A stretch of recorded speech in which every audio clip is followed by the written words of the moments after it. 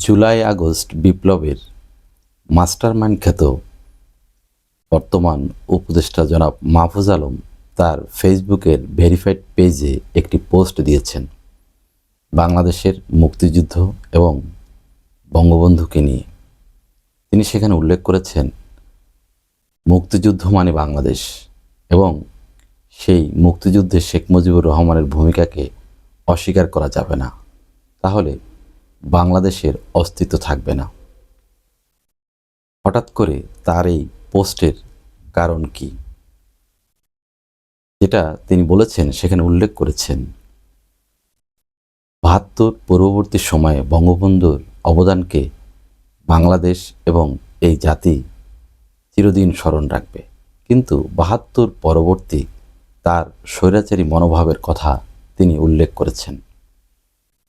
এই বিষয়টি বিগত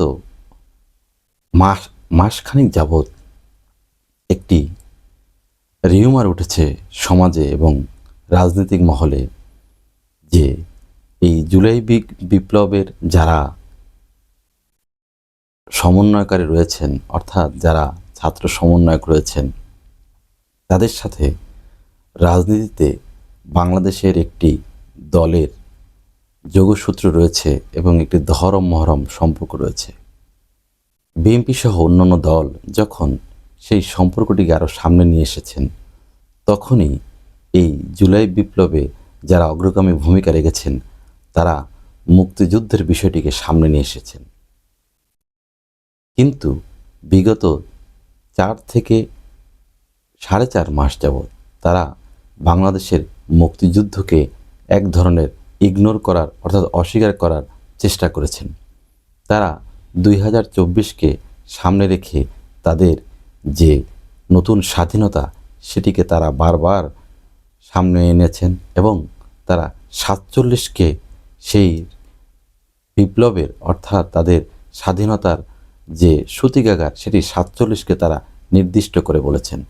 অর্থাৎ তারা 71 নিয়ে তেমন কোনো কথাবার্তা অথবা তারা 71কে মানতে চান এরকম কোনো কথাবার্তা তারা এখনো পর্যন্ত বলেনি।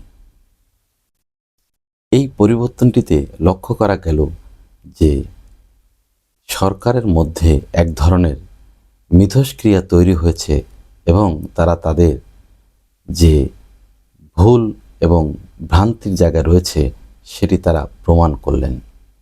অতএব সামনে আরও নতুন নতুন হয়তো চিন্তা চেতনা তাদের মধ্যে উদ্ভব হবে। সেই পর্যন্ত আমরা অপেক্ষা করব। সকলকে শুভেচ্ছা, ধন্যবাদ।